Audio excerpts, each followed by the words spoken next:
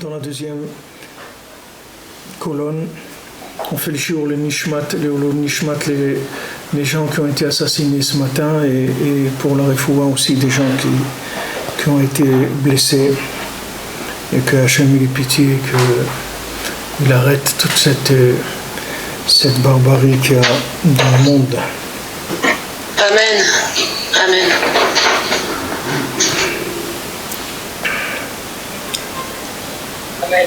Alors maintenant, il dit Rabbi Nathan que chacun doit comprendre de lui-même qu'est-ce que Hachem il veut de lui.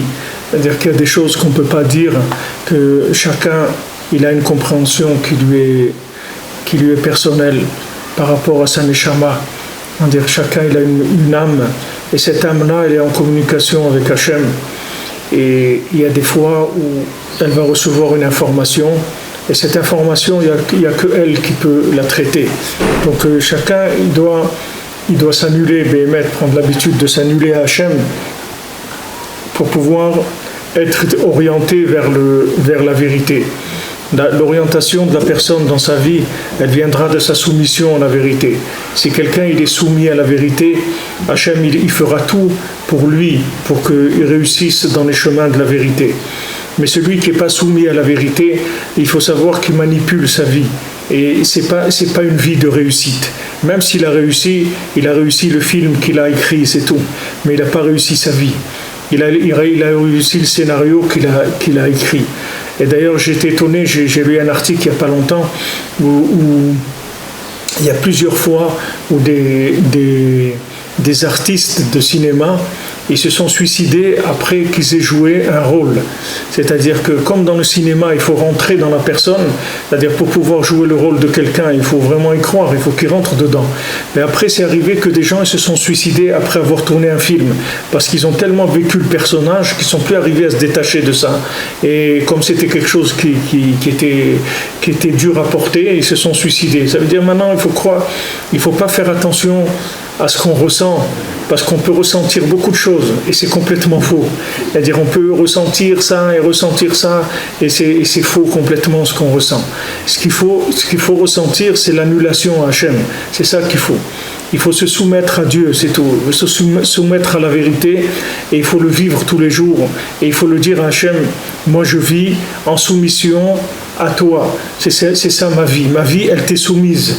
Du moment où je soumets ma vie, je vais recevoir une équipe qui va s'occuper de moi toute ma vie. C'est-à-dire le monde entier va s'occuper de moi. Tous les astres et tout ce qu'il y a sur terre, tout va s'occuper de moi et de m'aider à faire ce que j'ai à faire.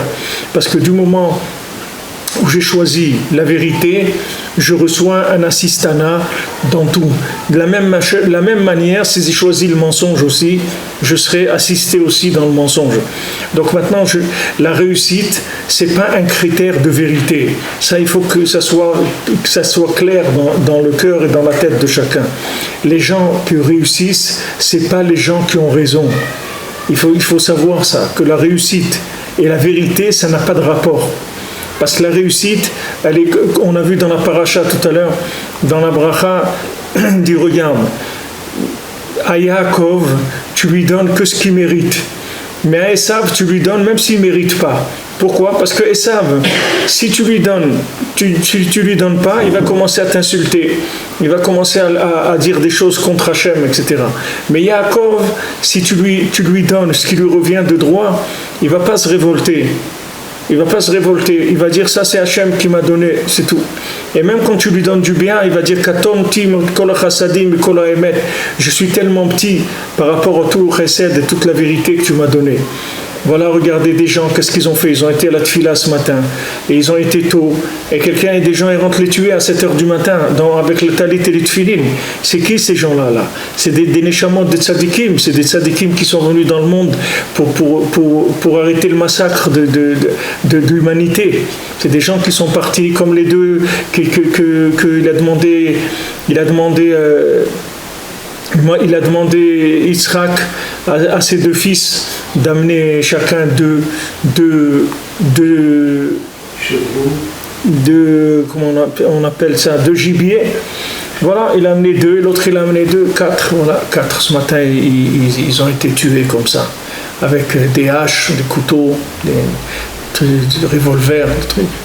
C'est eux, la question, c'est pas eux, parce que eux c'est des tzadikim, c'est pas des gens qui sont venus pour faire quelque chose. La question c'est le reste, qu'est-ce qu'on fait avec le reste? Ceux qui sont là-bas, ceux qui sont partis à Shrech El-Kam, ils ont été tués à Kiddush Hashem, et c'est un niveau extraordinaire en plein milieu de la tfila et tout. C'est des choses c'est un très grand mérite de pouvoir partir comme ça. Maintenant, il laisse des familles, il laisse des gens. Qu'est-ce que les réactions de tous les gens autour? Chacun, il doit savoir que ces gens-là, ils partent pour que les autres, ils puissent vivre. Alors notre obligation, c'est-à-dire notre obligation, c'est de vivre. C'est pas maintenant de dire l'autre il est méchant, l'autre c'est pas. Hachem il peut envoyer beaucoup de gens pour faire il peut envoyer des explosions, des accidents de voiture. C'est pas ça le problème. Comment tuer les gens? Il y a beaucoup de manières de tuer les gens. Mais maintenant ceux qui restent, c'est choquant comme ça pour qu'on sache que chacun a une responsabilité. Il peut adoucir la rigueur du monde. Il y a une rigueur dans le monde et chacun il a la responsabilité de pouvoir l'adoucir. Quand quelqu'un il parle avec Hachem, il adoucit la rigueur du monde. Quand quelqu'un il se lève la nuit et il prie, alors il adoucit la rigueur qu'il y a sur le monde. Alors on a des moyens d'adoucir la rigueur, il faut les utiliser. Il faut savoir la rigueur est forte quand on voit comme ça qu'il y a des éveils sur Jérusalem, comme ça, beaucoup de gens qui sont agressés à Jérusalem. Ça veut dire que Jérusalem, c'est pas assez fort. C'est-à-dire la force qu'on donne à Jérusalem, la révélation qu'il y a, c'est pas assez fort. Il n'y a pas assez de prières au Kotel, il n'y a pas assez de David Ameler, il n'y a pas assez de Shimon HaTzadik, il n'y a pas assez. C'est pas assez. C'est-à-dire c'est une ville qui est extrêmement puissante et c'est une ville qui coûte très très cher. C'est pas rien que l'immobilier qui coûte cher, même le mobilier coûte cher, même les mobiles ils coûtent cher, c'est pas rien que les immobiliers qui coûtent cher ici, même les gens qui bougent ça coûte cher. Tout ce qui bouge à Jérusalem ça coûte très cher parce que c'est le centre du monde et c'est de là où il y a tout qui est distribué dans le monde. Donc il y a une attitude, chacun il doit faire ce qu'il a à faire quand il habite à Jérusalem, et celui qui n'habite pas à Jérusalem, il doit soutenir Jérusalem. Chacun il doit trouver des gens, des causes à aider dans Jérusalem. C'est une façon de s'inclure dans Jérusalem et d'aider au progrès de la révélation d'Ashrina. C'est que la révélation du bien qui permettra d'enlever le mal, c'est tout. Il n'y a pas d'autre solution. Parce que le mal, si on tape sur le mal il se multiplie. Si vous prenez un serpent, vous le coupez, il se multiplie. Les morceaux du serpent, ça se multiplie. Il faut pas s'intéresser au mal. Le mal, il n'a aucune importance. Il faut s'intéresser au bien et dire que tout ça, ça vient parce qu'il n'y a pas assez de bien, c'est tout. Le bien, il n'est pas assez fort.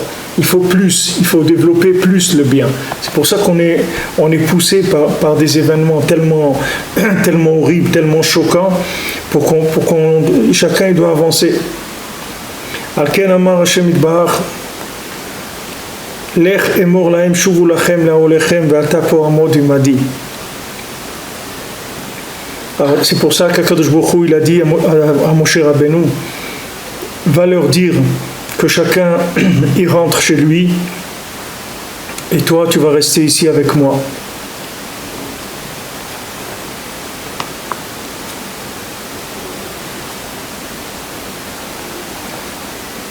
Donc maintenant, qu'est-ce qu'il a fait à Kadosh Baruch Hu? Il a dit à Moshe Rabbeinu, toi tu restes avec moi. Quand il a dit ça, ça veut dire que Kadosh Baruch Hu il a dit à Moshe, toi tu peux plus faire partie d'une vérité partagée. toi tu dois être entièrement avec moi, toi tu restes ici avec moi, tu bouges plus. Ça veut dire qu'il lui a demandé un engagement total à tous les niveaux. C'est-à-dire qu'à ce moment-là, Hachem il a dit maintenant, Kaviechol, si on peut dire comme ça, maintenant tu es marié avec moi. C'est-à-dire à partir de ce moment-là, Moshe Rabbeinu il a plus pu être avec sa femme, c'était fini. Hachem lui a dit maintenant tu restes ici avec moi. Eux, tu leur dis de rentrer chez eux, et maintenant toi tu restes ici. Ça veut dire qu'il l'a coupé complètement de toute chose matérielle. C'est fini. Moshe Rabbeinu il était complètement inclus dans Hachem. À partir de ce moment-là, c'était une inclusion totale de Moshe Rabbeinu, c'est-à-dire du tzaddik dans Kadosh Baruch Hu. Et eux, il leur a dit, voilà, tu leur dis de rentrer chez eux, rentrer dans vos tentes, ça veut dire rentrer dans votre famille, retourner dans vos foyers. Et Alvaï qui serait resté comme ça, que les choses, elles seraient restées comme elles étaient. Achabal Davar Idgara Bahem. Mais le Baal Davar, le Yetzirah, il a attaqué le Ham Israël. Validé Godel Idgarut à Baal Davar. Et à cause de ces attaques-là du Yetzirah, Vaikar Alede Ta'avazot. Et principalement avec ces désirs-là, ce plaisir de la Ta'ava de physique. Achirtia Bavodazara Shel Ha'egel. Jusqu'à ce qu'il les a fait fauter dans l'idolâtrie du veau d'or, pour leur permettre de faire des bêtises avec leur corps. Comme ils ont dit nos chachamim. Et après ils sont venus à plusieurs fautes et ils ont fait encore plusieurs bêtises où ils ont éprouvé à Kadosh Baruch Hu. Mais leur façon de voir, leur problème principal, c'est que c'est pas des gens qui cherchaient la vérité, vraiment. C'était pas des vrais chercheurs. Il faut pas oublier que ces gens-là, ils sont sortis d'Égypte. Ils ont sorti d'Égypte, qu'on leur a forcé la main pour sortir. Ça, il faut jamais oublier ça. Parce que si on oublie ça, alors il manque un élément qui va nous empêcher de comprendre tout ce qui va se passer après. Il faut savoir que vous avez affaire à des gens qui sont déchirés entre deux mondes. Des gens qui sont à moitié égyptiens et à moitié des gens qui sont en mutation, qui vont devenir des juifs après. Mais maintenant, ils ne sont pas entièrement juifs. Ils sont aussi égyptiens. Parce qu'ils ont quitté l'Égypte avant d'avoir vomi l'Égypte. C'est-à-dire ils n'ont pas fini de comprendre que l'Égypte c'est pas bien. Donc ces gens-là, ils peuvent pas voir clair dans leur vie. Alors nous tous, qu'on est aujourd'hui, il faut savoir qu'on vient, que autant qu'on puisse s'engager dans le judaïsme, il faut savoir qu'on est très très loin d'un engagement absolu. Pourquoi ? Parce qu'on a 2000 ans d'exil. Ces 2000 ans d'exil, on ne peut pas savoir ce que c'est un juif. Quand on a passé 2000 ans en exil, on sait ce que c'est un juif espagnol, on sait ce que c'est un juif italien, un juif français, un juif américain. Mais on ne sait pas ce que c'est un juif. On ne sait pas ce que c'est. Parce que tout ce qu'il y a, tous les juifs que vous connaissez, c'est des juifs qui sont mélangés. C'est-à-dire c'est coupé à l'eau au parfum du terroir. Maintenant, ça dépend combien il est resté, combien il a trempé dedans. Il y a des gens qui ont 5% de judaïsme, il y a des gens ils ont 30% de judaïsme, il y a des gens ils ont 50, 60%. Mais des juifs 100%, ça n'existe plus, il n'y en a pas. Donc il faut savoir qu'on est tous en même temps d'un côté, en même temps d'un autre. Ça veut dire quoi ? Pourquoi maintenant arriver à ce constat-là ? Il faut savoir que nos motivations, elles sont mélangées. C'est-à-dire qu'on ne peut pas avoir des motivations claires. en nous, c'est-à-dire venant de nous, on ne peut pas avoir des motivations claires. C'est-à-dire qu'il faut se méfier de nos motivations. Pourquoi ? Parce que nos motivations, elles proviennent de nos récipients qui sont à moitié comme ci, à moitié comme ça. C'est-à-dire dans nos marmites, il y a du goût un petit peu de toutes les sauces. Donc on ne peut pas tellement faire confiance à notre façon de voir les choses. On est obligé de s'appuyer sur le tzaddik complètement parce qu'on doit avoir un homme qui a un souffle divin et que cet homme-là, il n'est pas mélangé avec ce monde. C'est-à-dire c'est un homme qui n'a pas de rapport avec ce monde.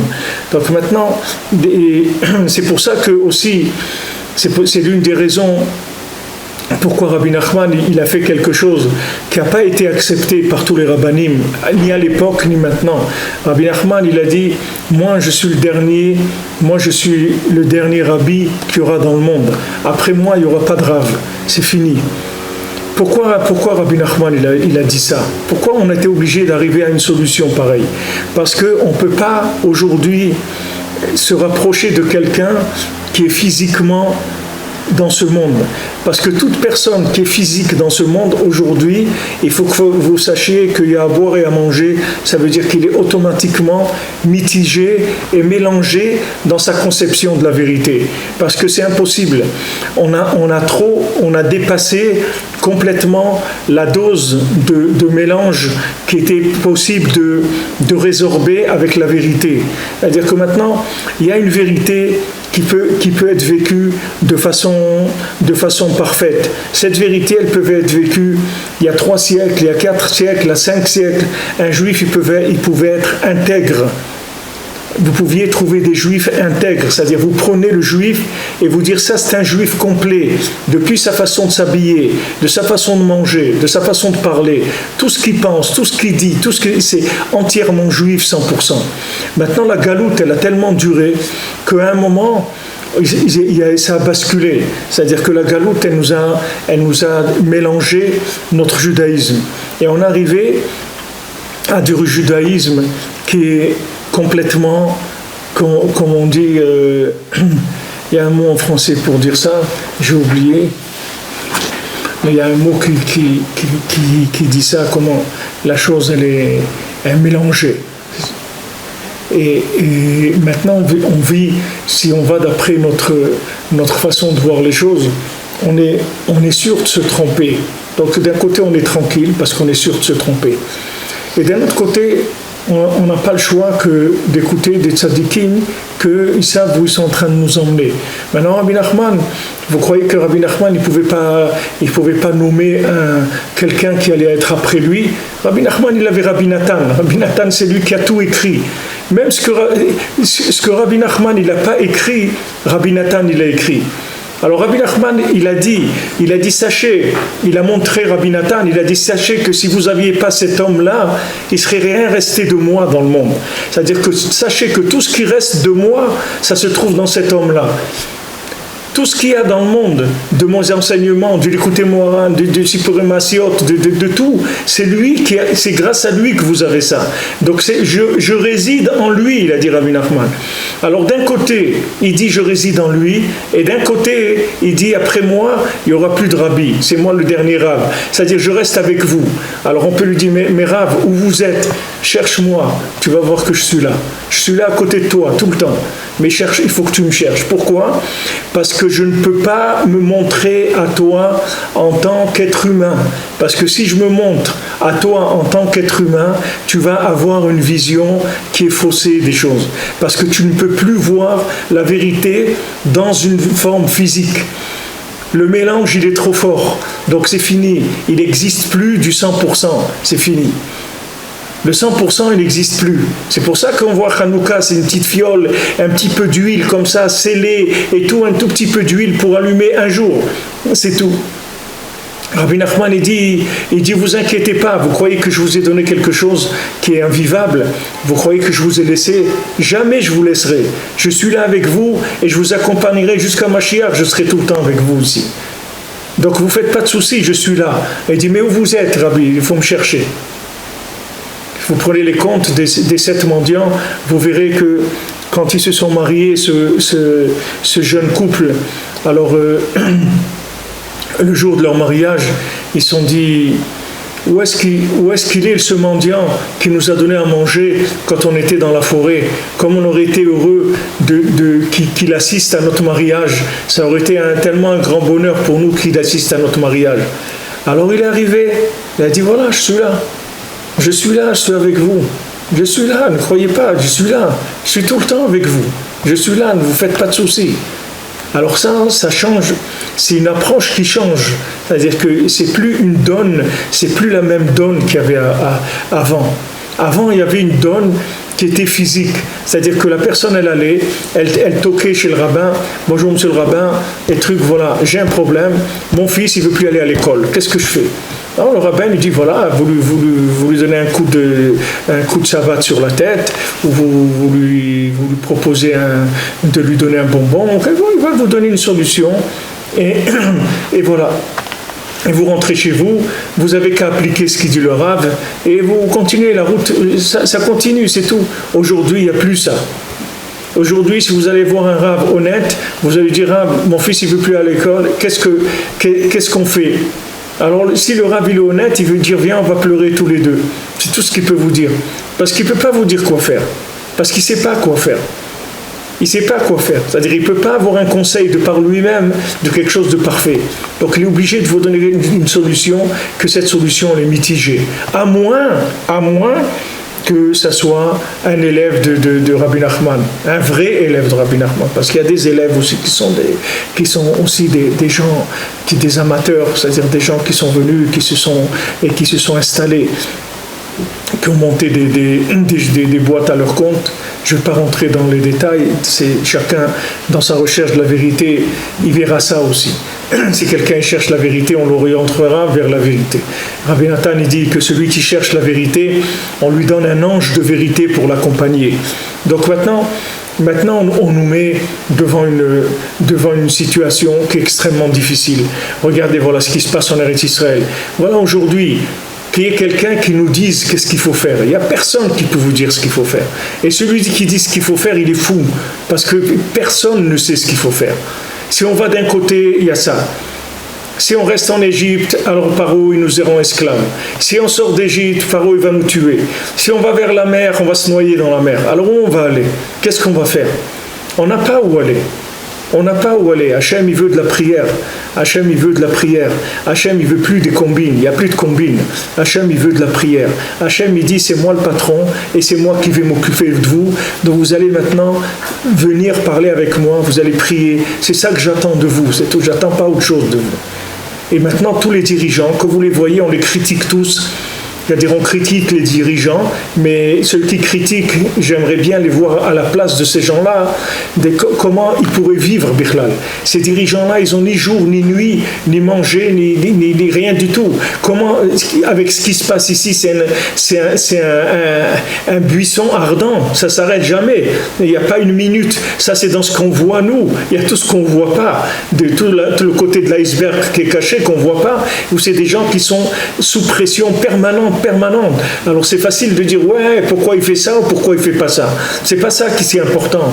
Si maintenant Hachem il veut nous donner ce qu'il veut nous donner, il enverra dans l'esprit d'une personne qui fera ce qu'il y a à faire pour régler les problèmes. C'est Hachem qui va décider. Mais il faut savoir que notre recherche, il faut qu'elle soit vraie. Vraie, ça veut dire qu'elle soit complètement détachée de toute sensibilité physique. C'est-à-dire que c'est plus quelque chose qui a un rapport avec l'image physique. C'est quelque chose qui a un rapport avec de l'âme, pas avec une image physique. Vous voyez, Baruch Hashem, on fait des cours, on est dans Internet tous les jours, et j'ai vu ces jours-ci que les Havdil, que tous les gens qui sont convertis à l'islam dans le monde, 90% c'est par Internet qu'ils l'ont fait. Des gens qui se trouvent sur le terrain, qui sont morts en Syrie et tout, je ne sais pas combien il y en a, mais ils ont 300 ou 400 ou 500 Français qui sont là-bas. Je ne parle pas des Français qui sont eux-mêmes des musulmans, mais des Français qui se sont convertis à l'islam et qui sont partis faire la guerre là-bas. Eux aussi, 90% ça a été par Internet. Parce qu'aujourd'hui, la recherche, c'est pas une recherche physique, c'est pas la recherche d'un d'un cadre physique ou un contexte physique de la vérité. Il faut que ça soit sincère, il faut que ça soit intime, sinon il n'y a rien. La personne n'arrivera pas. C'est plus maintenant, il n'y a plus un milieu physique qui va développer une vérité. La vérité, c'est chacun en lui, comment il va la vivre. Et on va lui donner tous les moyens par rapport à son engagement, c'est tout.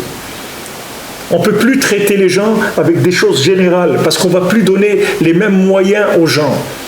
Vous avez des gens qui vont vivre un judaïsme à un certain niveau, dans un certain contact avec Hachem, et l'autre qui va être à côté de lui va vivre dans un autre niveau complètement.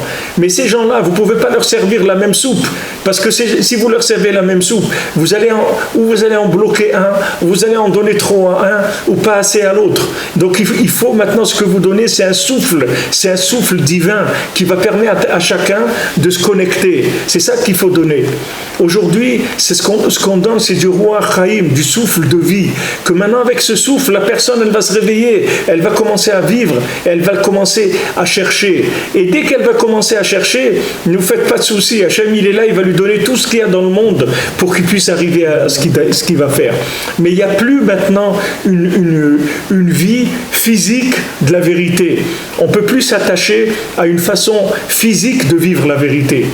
Parce qu'aujourd'hui, on doit chercher le vrai qui est spirituel. C'est fini le côté matériel de la vérité. Avant il y a plusieurs siècles, si vous faisiez partie d'une communauté, alors vous étiez la personne de la communauté, c'est tout. Tous les gens de cette communauté, ils s'appellent communs parce que tous ils ont quelque chose en commun. Et tous ils sont là-dedans. Aujourd'hui, ça n'existe plus. Aujourd'hui, vous pouvez voir un religieux qui est habillé en religieux, il n'est pas religieux du tout, Michlal. Et vous allez voir un bonhomme, il n'a pas de kippa sur la tête et c'est un tzaddik. Et vous ne savez plus, parce qu'il n'y a plus rien de physique. C'est fini. La vérité physique, elle a disparu du monde. Aujourd'hui, il reste une approche sincère et profonde. C'est-à-dire que maintenant, est-ce que tu veux ou tu veux pas? C'est tout ce qui existe. On ne va plus forcer personne. Il y a des périodes où on a forcé les gens à étudier la Torah, on a forcé les gens à pratiquer. Aujourd'hui, on ne peut plus forcer qui que ce soit et on veut plus forcer personne. On veut, est-ce que des gens ils veulent ou ils veulent pas, c'est tout. Si quelqu'un il veut, on va lui donner tout. Et si quelqu'un il veut pas, qu'il fasse ce qu'il veut, c'est tout. Mais on ne va plus créer des contextes matériels et physiques qui vont obliger les gens à vivre des choses. On ne veut plus des gens obligés. On veut des gens qui cherchent Béhémet, c'est tout. Tu cherches, tu veux ou tu veux pas, c'est tout. Mais maintenant, t'obliger, on va plus t'obliger. Le petit rabbin qui passe le matin et que tu tires les oreilles pour aller à la synagogue, eh ben, il va plus passer. Ou tu te lèves, tu vas à la synagogue, ou tu restes dans ton lit, fais ce que tu veux, c'est tout. Mais si tu veux, par contre, on te donnera tous les moyens du monde pour faire ce que tu dois faire. Ça, il n'y a pas de problème. On va t'assister plus que ce qu'on n'a jamais assisté qui que ce soit dans le monde. On va traduire la Torah en français, on va te donner des révélations du Zohar, de la Kabbalah, de tout ce que tu veux. Toutes les choses les plus précieuses du monde, on va te les servir. Il n'y a pas de problème. Mais est-ce que tu veux? C'est tout. C'est ça qu'aujourd'hui, il ne restera que ça. Les gens qui veulent. Mais des gens qui ne veulent pas et qui font semblant, ils vont disparaître. C'est fini. Des gens qui ont des intérêts, qui sont des intérêts matériels, d'autres intérêts, d'autres profits, ils vont disparaître, ces gens-là. Il ne restera que les gens qui veulent vraiment, c'est tout. Aujourd'hui, c'est à ça qu'on est arrivé. Parce que voilà, les gens, ils sont sortis d'Égypte. Ils ont laissé toute leur vie en Égypte pour aller dans le désert avec Moshe Rabbeinu. Ils ont reçu la Torah, ils ont dit d'accord, on veut la Torah. Naaseh Venishma, donne-nous la Torah, on va faire, etc. Dès qu'il y a eu un problème, ils ont été faire le veau d'or, ils sont retournés vers les choses les plus basses de ce monde et ils ont ressorti tout l'Égyptien qu'il y avait en eux. Alors, où on va aller avec ça? Alors maintenant, qu'il faut quoi? Il faut un Moshe Rabbeinu présent, il faut un policier qui monte la garde, comme on dit. Que Rav Gershon Shalom il disait c'est pas de voler qui est interdit, c'est de se faire attraper.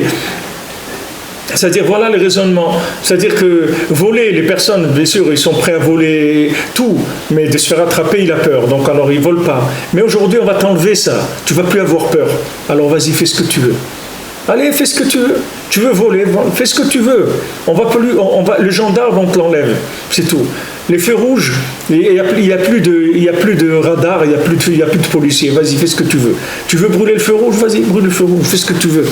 Aujourd'hui, on ne peut plus, parce qu'on est à la fin. On ne va plus garder des semblants de juifs. C'est fini. On veut un juif. Tu veux être un juif ou pas? C'est tout. Choisis ce que tu veux. C'est tout. Il y a plus de... Choisis ce que tu veux faire. Ce que tu veux faire, fais-le. Mais maintenant, un rabbin qui va venir tirer les oreilles toute la journée, c'est fini, ça. C'est fini. On avait Moshe Rabbeinu, il a tiré les oreilles aux gens. Et quand il est rentré dans l'ombre, quelques heures, ils sont partis faire la fiesta. Ils sont partis. Alors tu veux faire la fiesta aujourd'hui? Vas-y, fais-le. Mais laisse-nous tranquilles. C'est-à-dire ceux qui veulent, laisse-les tranquilles, c'est tout. Toi, tu vas aller faire la fête, tu vas aller faire le veau d'or. Vas-y, fais le veau d'or. Mais ceux qui veulent faire, il faut les laisser tranquilles, c'est tout. Laisse ces gens-là tranquilles. Et Hachem, il va prendre que ces gens-là, c'est tout. Les autres, ils seront payés chacun, il a sa carte de pointage, et Hachem, il payera les heures à chacun, et s'il a fait des heures sup, il lui payera, etc. Il n'y a pas de problème. Mais maintenant, on fait un tri, on va voir qui est-ce qui veut. Maintenant, celui qui veut, pour permettre de faire un tri, on va cacher le côté physique, on va l'enlever. Alors automatiquement, il ne restera que les gens qui sont intéressés par ce qu'il y a derrière l'écran. C'est comme vous êtes au cinéma, tout le monde est assis, ok, on éteint les lumières, il n'y a pas de film, c'est tout. Alors les gens, ils se lèvent, ils s'en vont, c'est tout. Maintenant, qui est-ce qui va rester? C'est celui qui sait que derrière l'écran, il y a des gens là-bas. Que tout se passe derrière l'écran. Derrière la scène, il y a des gens. Et lui, il cherche ce qu'il y a derrière la scène. Alors aujourd'hui, on est arrivé à ça. On est arrivé à ce qu'on est dans la 50e porte de la Touma. Ça veut dire que tout ce qui était mesure, tout ce qui était palpable, ça a disparu. Aujourd'hui, il nous reste la 50e porte, c'est le Sha'ar HaNun. Et là, dans ce Sha'ar HaNun, il n'y a plus de choses palpables. Aujourd'hui, chacun, il doit avoir une recherche. Et s'il n'est pas sincère et il ne cherche pas Béhémet, il ne va pas trouver. Parce qu'aujourd'hui, on ne va pas alimenter des guignols, c'est fini. On ne va plus faire des guignols, ça ne nous intéresse plus. Est-ce que tu cherches Béhémet ou pas? Dans n'importe quel état où tu es, tu n'as pas besoin d'être quelqu'un de parfait du tout, puisqu'on sait que tu n'es pas parfait. Si tu vis dans cette génération, on sait que tu es dans un état lamentable, on le sait très très bien. C'est pas ça, c'est pas l'état dans lequel tu es qu'on cherche. On cherche à savoir qu'est-ce que tu veux, c'est tout. Si tu veux du vrai, voilà, il est là. Maintenant, tu veux du folklore, il n'y en a plus, on s'excuse. L'école folklorique, elle a fermé. Il n'y a plus de budget, la mairie, elle ne paye plus. Le folklore du dimanche, ils ne peuvent plus payer ça coûte trop cher. C'est fini. Hachem, il ne veut plus de folklore. Ça y est, jusqu'où le folklore? Jusqu'où on va aller avec du folklore? On ne peut plus. On ne peut plus, on a terminé, ça y est. Jusqu'où? Malade, Matan Torah, tout ça, et folklore. Les gens après ils vont faire la fête. Il dit, mais attends, tu as vu Hachem, tu as vu tout ça, tu as vu la mer Rouge, tu as vu toutes ces... Après tu retournes vers ces poubelles, là encore. Mais qu'est-ce que tu veux? Qu'est-ce que tu veux? Fais ce que tu veux, ça y est, lâche-nous. Tu ne vas pas nous embêter tout. Même s'il y a un petit groupe de 20 ou 30, ça y est, ça nous suffit, on n'a pas besoin de tout le monde. Mais on veut du vrai. Alors Hachem, il nous pousse à ça. Parce que quand il y avait Moshe Rabbeinu, je peux vous dire que vous bougez pas. Vous bougez pas. Nous au Maroc, on avait le Beit Din, il était avec la police. Quelqu'un, il ouvrait son magasin le Shabbat, il allait en prison. Il n'y a pas de tu fais ce que tu veux. Tu ouvres ton magasin de Shabbat, il venait les policiers, le Rav il envoyait les policiers, il fermait son magasin, il le prenait, il le mettait en prison, c'est tout. Et après il passait un jugement. Le jugement civil et le genre rabbinique, c'était le même. Si le Rav il décide, celui-là tu le mets 3 mois en prison, il rentre 3 mois en prison, c'est tout. C'était pas du judaïsme qui était fait selon le bon vouloir de chacun. Mais maintenant, le gars, s'il n'a pas envie de faire Shabbat, qu'est-ce qu'on va traîner ces gens-là? Jusqu'où on va traîner des gens qui font semblant? On ne peut plus aujourd'hui, c'est fini. Aujourd'hui, on est arrivé, on est en train de ramasser tout ce qui reste de bien dans le monde, et donc on veut du vrai. Comme Rabbi Nachman il a dit, là où il y a du vrai, il vient vers moi. C'est tout. Là où il y a du vrai, ça vient vers moi. Maintenant, vous allez voir des gens, ils ont des piercings dans les oreilles, dans le nez, dans les yeux, partout. Et ces gens-là, vous allez voir, ils viennent à Ouman, ils font Tikkun HaKlali, et ils font le conseil de Rabbi Nachman et tout. Ils disent, mais attends, mais regarde comment il est habillé, ne t'occupe pas de ça. Tu saches que c'est des gens qui cherchent, c'est tout. C'est des gens, ils sont sincères, ils sont en train de chercher, c'est tout. Au-delà de tout ce qui se voit, au-delà de tout ce qui se palpe, au-delà de tous les chantiers, pas les chantiers, les sentiers battus et les routes conventionnelles. Il y a des gens qui cherchent à s'en sortir, et c'est ça qu'ils veulent, qu'ils soient juifs, qu'ils soient pas juifs, il y a des gens qui cherchent Béhémet. Aujourd'hui, il n'y a que ça qui va marcher. Donc eux, ils sont partis. Ils sont retournés après le matin de Torah. Ils ont commencé à faire la fête. Le Yitzhara, il les a attaqués. Ils ont commencé à ils sont retombés dans des choses terribles. Et ils ont éprouvé à Kadosh Baruch Hu. Alideze haoshek yeolal chacham viabed et lev matana. Shegam Moshe Rabbeinu alav shalom beatzmo tahava katatsu. Jusqu'à ce qu'ils ont fait que même Moshe Rabbeinu, il s'est trompé.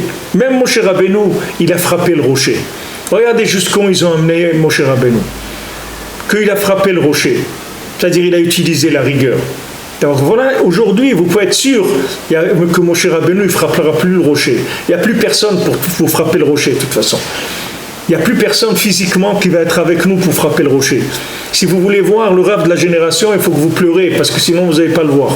Si vous voulez le trouver, il faut pleurer, sinon vous ne le trouverez pas. Vous n'allez pas le trouver, parce qu'il n'y aura plus. Cette chose-là, elle n'existera plus. Le Rav qui va frapper le rocher, ça n'existera plus. Le Rav qui va vous frapper pour apprendre la Torah, il n'existera plus.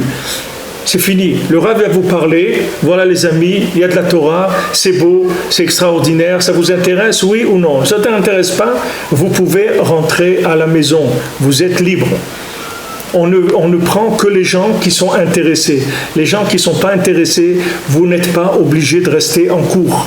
Partez. Il y a des fois des gens qui viennent ici pendant des mois, ils viennent assister au shiur des mois et des mois tous les jours, après ils ne viennent plus. Et après ils reviennent, ils me disent, mais Rav Frère, vous ne m'avez même pas appelé pour me dire, je dis, pourquoi tu veux que je t'appelle? Moi je ne sais pas ce qui se passe chez toi. Moi ce que je peux te dire c'est que tous les jours Bezrat Hashem il y a cours ici. Quand tu veux tu viens et tu es le bienvenu Bessimcha. Et quand tu viens pas, tu as ta vie, tu fais ce que tu veux. Moi je peux pas te dire quoi faire de ta vie, j'en sais rien, moi ce que tu veux. Tu fais ce que tu veux, c'est tout. Alors si on faisait des écoles comme ça, je vous promets qu'il y aurait rien que des bons élèves. Il n'y aurait pas des mauvais élèves. Pourquoi? Parce que si vous écrivez sur l'école, entrée libre, c'est tout. Voilà les cours. Il faut venir à l'heure parce que sinon on va pas, chacun il rentre quand il veut, on peut pas. Donc voilà, il y a un programme, il y a un truc, mais si vous voulez, et si vous voulez pas, restez chez vous. Alors je peux vous dire que les écoles, là vous allez sortir que des génies, c'est tout. Les gens, tous les gens qui viennent traîner pour que leurs parents ils touchent les allocations ou les trucs ou je sais pas quoi, et vous n'allez pas les trouver à l'école. Parce qu'on va plus faire l'éducation obligatoire, c'est fini. Aujourd'hui, il n'y a plus de Torah obligatoire. Tu veux, fais. Et même si tu cherches la Torah obligatoire, parce que tu voudrais quelqu'un qui te force un peu parce que ça va t'aider, tu ne vas pas le trouver. Parce qu'Hachem, il ne veut plus ça. Hachem, il veut qu'on s'engage vraiment, c'est tout. Tu veux venir, Baruch Haba. Même en Eretz Israël, avant, ils vous donnaient une maison quand vous venez en Eretz Israël. Vous serez venu en Eretz Israël il y a 50 ans, vous recevez un appartement de l'État. Ils vous donnent un appartement, vous payez 20 € par mois et vous avez votre maison, elle vous appartient toute votre vie. Aujourd'hui, c'est terminé ça fait longtemps que c'est terminé. Tu veux venir aujourd'hui, tu payes. Même l'Ulpan pour apprendre l'hébreu, tu payes. Tu veux apprendre l'hébreu, tu payes, c'est tout. Il dit, mais quand même, je viens. Non, vous ne viens pas. Il dit, mais quand même, je vous fais... Qu'est-ce que c'est? Tu nous fais quoi? Tu nous fais un honneur de venir t'installer ici. Tu veux nous amener un peu des poubelles de ton pays ici. Tu veux qu'on te reçoive les bras ouverts. Reste là-bas, c'est tout. Ne viens pas. Tu veux apprendre l'hébreu, tu payes. Tu veux une maison, tu payes. Tu veux ça, tu payes. C'est tout. Parce que on veut voir si tu veux. Aujourd'hui, on ne donnera qu'aux gens qui veulent. Les gens qui ne veulent pas, on ne leur donnera pas. C'est tout le système qui a changé. Parce qu'on est à la fin, c'est tout. On est en train de terminer. Donc on ne peut plus entretenir du faux. Vous prenez le système de l'éducation nationale, vous allez trouver que 70% des gens qui sont là-bas, ils n'ont rien à faire là-bas. C'est des gens, vous pouvez les amener tout de suite dans l'agriculture, dans des usines, vous pouvez les mettre au travail tout de suite. Il n'y a pas besoin de perdre le temps de les maintenir dans des systèmes scolaires avec des bourses et des cartables et des livres. Mais eux, ils font tourner la société avec ça. Ils font des consommateurs de livres pour que l'autre puisse écrire des livres, pour que l'autre puisse vendre des livres, pour que l'autre... C'est toute une machine qui tourne. Mais s'il y a un moment, si on veut du vrai, on va dire, et là, on arrête. Voilà, libre. Candidat libre, il y a les examens à fin de l'année, et peut-être on va faire plus d'examens pour voir ici s'il n'y a pas des gens qui sont parmi nous, là, qui sont des gens qui se sont faufilés. Donc examen tous les mois, et selon ça, on décidera si vous restez ou pas. Mais d'abord, si vous venez si vous avez envie. Si vous n'avez pas envie, venez pas. Et dit la récréation, combien elle dure? Il n'y a pas de récréation aussi. Il n'y a plus de récréation, c'est terminé. On ne fait plus de récréation. La récréation, c'est pour les gens qui souffrent, ils ont besoin de respirer. Donc il n'y a pas de récréation, c'est tout. C'est comme ça. On veut des gens qui aiment. Les gens qui aiment, il n'y a pas de récréation. Les gens qui aiment, ils sont contents. Ils n'ont pas besoin d'aller jouer au football une demi-heure pour reprendre des cours. C'est un autre système qui se met en place.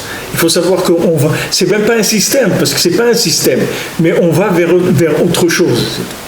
On va vers autre chose. C'est déjà comme ça fait 2 siècles, c'est comme ça. Mais on ne s'est pas rendu compte parce que le temps que ça switch sur ça, ça a mis beaucoup de temps que les gens ils s'habituent à ça. Mais aujourd'hui, déjà, les gens ils sont déjà prêts ils ont compris que les choses ont tourné. Et ces choses-là, elles sont faites que pour le bien de chacun, c'est tout. C'est que pour que le bien de chacun il se révèle. Parce que quand vous ne forcez plus quelqu'un, vous allez l'obliger à aller chercher vraiment ce qu'il veut. Avant, quand vous forciez les gens, vous les mettiez tout de suite en position défensive. C'est-à-dire, quand vous attaquez quelqu'un, tout de suite il se défend. Mais si vous ne l'attaquez pas, il ne va pas se défendre. Donc tu lui dis, regarde mon fils, tu veux venir à la synagogue, Shabbat, il y a un bon kiddush. Il y a un super kiddush après la tfila et tout, on est là, on fait un sipurim masiot, une étude et tout. Mais si tu veux, si tu as envie de venir, et si tu veux venir rien que pour le kiddush, viens rien que pour le kiddush, il n'y a pas de problème. Mais on en a marre des marionnettes, c'est tout. Des marionnettes, on ne veut plus. Tu viens pour ce que tu veux, c'est tout. Parce que si maintenant on t'oblige à venir, tu vas te mettre en position tout de suite de défense. Donc déjà, on a préparé le rejet. Il était en train de te préparer au rejet, comme eux. Moshe Rabbeinu a dit, attention, on va là-bas, ok. Attention, regardez, il y a une nuée dans le ciel, il y a une nuée devant, il y a un truc derrière. Ouais, on ne bouge pas, pas de problème.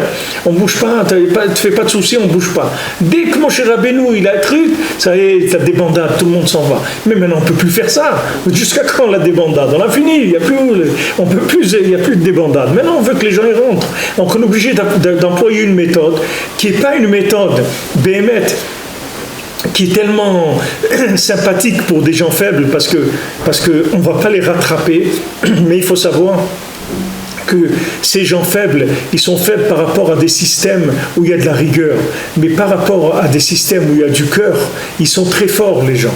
C'est-à-dire qu'aujourd'hui, on oblige les gens à chercher ce qu'ils ont dans le cœur, à développer leur cœur, à développer l'amour qu'ils ont pour la Torah, l'amour qu'ils ont pour leur famille, pour Eretz Israël, tout ça, il faut qu'ils sortent l'amour qu'ils ont en eux, parce qu'il n'y a rien d'autre qui marchera. On ne va plus vous intéresser, on ne va plus vous donner des choses qui ne vont pas être en rapport avec vous-même, avec votre côté le plus intime et le plus vrai qui est en vous. C'est fini. Aujourd'hui, on veut du cœur, c'est tout. Hachem, il veut des gens qui aiment. Mais maintenant, si quelqu'un il n'aime pas, et il sait que le problème qu'il a, c'est qu'il est chez lui, il n'y a pas de problème. Il va dire, regardez, je viens, je vous dis franchement, j'aime pas, mais je sais que j'ai un problème, c'est pour ça que j'aime pas. Comme on avait vu avant. C'est-à-dire, Rabbi Nathan dit, que tu n'aimes pas, c'est pas un problème, mais est-ce que tu sais que tu devrais aimer? Il dit, oui, je sais que je devrais aimer, mais je ne suis pas au niveau. Je vois ça, c'est merveilleux, je me sens tellement loin, mais j'aime, je vais adhérer. Je sais que je vais souffrir, mais je vais adhérer parce que j'aime ça. Alors il va adhérer et il va commencer à faire. Et après, au bout de quelques temps, il va souffrir moins, et après il va commencer à aimer, après vraiment il va aimer. Ça aussi, il n'y a pas de problème. Mais le truc des systèmes, des marionnettes, c'est fini. C'est fini, Hachem il les a enlevés, toutes les marionnettes, il n'y en aura plus. Tous les fils, ils sont coupés, c'est fini, il n'y a plus. Il n'y a plus de marionnettes. On ne veut plus, ça ne nous intéresse pas. On veut quelque chose qui soit vrai, dans des milieux vrais, c'est tout. Des gens vrais, c'est tout. Qu'est-ce qu'ils font? Ils cherchent, c'est tout. C'est des gens, ils cherchent Hachem, c'est tout. Ils cherchent Hachem, ils cherchent les tzadikim, ils cherchent le bien Dieu en Israël, ils cherchent la vie. Simplement, ils cherchent la vie. Mais aujourd'hui, il ne va rester que ça. Donc, ce qu'il dit ici, Rabbi Nathan, que même Moshe Rabbeinu, il a frappé le rocher. Vous vous rendez compte? Il a frappé le rocher. C'est pour ça qu'Hachem lui a dit descends. Descends de quoi? Descends de Red. Il lui a dit Red, Kishiret Amecha. Descends. Descends de quoi? Descends de la 50e porte. Moshe Rabbeinu, il était dans la 50e porte. Hachem lui a dit quoi? Tu frappes le rocher, tu ne peux pas rester dans la 50e porte. 50e porte, il n'y a plus de frapper là-bas. On ne peut plus frapper personne. Là, tu descends. Jusqu'à qu'après, quand il est décédé, il est retourné, puisque Ar Nevo, c'est Bonoun. Nevo, c'est les lettres Bonoun. Revient dans la 50e porte. Mais quand ils ont fauté, le veau d'or, Hachem, il a fait descendre Moshe Rabbeinu. Parce que le veau d'or, c'est frapper le rocher, c'est la même chose. Le veau d'or, c'est le fait de frapper le rocher. Parce que si maintenant, ces gens-là, on ne leur avait pas forcé un petit peu la main, ils ne seraient pas venus nous embêter dans la sortie d'Égypte, vous comprenez? La sortie d'Égypte, tous les problèmes qu'on a eus, c'est avec des gens qui on a forcé la main. Donc après, ils ont râlé toute la route, etc. Ils ont fait des problèmes. Mais comme maintenant, ceux qui étaient sincères, ils étaient en voie de disparition totale, c'est-à-dire que si maintenant on aurait dit de sortir que les gens qui sont sincères, il n'y a personne qui serait sorti pratiquement, on n'aurait été même pas un minyan, sortir d'Égypte. Donc Hachem, il était obligé de provoquer une simulation d'enthousiasme avec des macotes, des trucs, de l'esclavage, de la liberté, des choses qui ont complètement bouleversé tous les systèmes. Alors les gens, ils sont sortis. Mais ces gens-là, il faut savoir qu'ils sont problématiques. C'est des gens problématiques. Aujourd'hui, c'est terminé ça. Aujourd'hui, Hachem, il veut que les gens ils viennent Béhémet. C'est-à-dire, aujourd'hui, on est dans une Torah de Purim. On n'est plus une Torah de Pessah. Purim, c'est avec le cœur. C'est pour ça que Purim, c'est une fête qui disparaîtra jamais. Parce que c'est une fête d'amour de la Torah, d'amour d'Hachem, d'amour des tzadikim. Et alors ça disparaîtra jamais. Même quand Mashiach il viendra, même les Atid Lavo, à la résurrection des morts, il n'y aura plus ni Pessah, ni Shavuot, ni Yom Kippour, ni Rosh Hashanah, ni rien. Mais Purim, il y aura tout le temps. Parce que Purim, c'est une fête de cœur, c'est une fête de joie. Donc ça restera tout le temps. Cette approche de la Torah, elle restera tout le temps. Parce qu'il n'y a plus de coups, on force plus personne. Alors ça restera pour tout le temps. Et maintenant, Rabbi Nachman, il a dit, avant, tous les commencements, ils étaient à Pessah. Parce que toutes les mitzvot qu'on fait, on dit Zecher Letiat Mitzrayim. Chaque fois qu'on fait une mitzvah, on dit Zecher Letiat Mitzrayim. C'est en rapport avec le souvenir de la sortie d'Égypte. Et Purim, Rabbi Nachman dit maintenant tout ça va commencer à Purim. Purim, c'est pas quelque chose qui a un rapport avec la sortie d'Égypte. Il y a rien de forcé à Purim. Il n'y a rien. Et tous les gens, ils se déguisent à Purim pour montrer qu'on est tous des rigolos. Il n'y a plus quelqu'un qui va venir, moi je suis. Il n'y a pas. Celui-là, il se déguise en clown, entre eux, c'est fini. Pour dire, devant Hachem, ne crois pas que tu es quelqu'un. Il n'y a plus de côté extérieur, il n'y a plus de côté qui est du côté, comme on dit, officiel et avec toutes les courbettes, tous les trucs qu'il faut. Maintenant, on veut des gens qui sont sincères, qui sont engagés dans la Torah par amour d'Hachem, c'est tout. C'est ça qu'on demande. Parce que sinon, c'est le nian de frapper le rocher, ça fait que Moshe Rabbeinu ne rentre pas en Eretz Israël. Et si Moshe ne rentre pas en Eretz Israël, on n'a rien fait. Il n'y a pas de troisième Beth Amikdash, il n'y a rien. On est bloqué. Donc Moshe Rabbeinu, il peut pas rentrer en Eretz Israël s'il frappe le rocher. C'est-à-dire, tant qu'il y a une attitude comme ça, il n'y a pas possibilité de Geoula Shlema, c'est-à-dire de reconstruction du temple, c'est pas possible. Reconstruction du temple, elle doit se faire avec des gens qui veulent vraiment. ובוודאי כל טעותו בחירתו היו גם עתה גם בבחינת משה הוסיף יום אחד. Maintenant, c'est sûr que que Moshe Rabbeinu il avait le libre arbitre tout le temps. À ce moment-là, Moshe Rabbeinu il devait savoir qu'est-ce qu'Hachem il attendait de lui. Mais Hachem il lui a dit, tu parles avec le rocher. Pourquoi il a frappé le rocher? Maintenant, tellement il y a eu de guerre contre lui, tellement ils l'ont fatigué, les gens. Ils l'ont fatigué, ils lui ont tellement fait la guerre, ils l'ont tellement embêté pour chaque chose. Ouais, il n'y a pas des tombes, tu nous as amenés ici dans le désert pour mourir, etc. Ils n'ont pas tellement arrêté de se plaindre qu'il en a eu marre, c'est-à-dire il ne pouvait plus, il s'est trompé. Bifratata, Binyan, Memeriva. C'est surtout maintenant avec les eaux de dispute, ça s'appelait les eaux de la dispute, parce que c'est les eaux de la dispute, c'est mamash, ils l'ont tellement disputé, ils ont fait tellement de problèmes avec lui.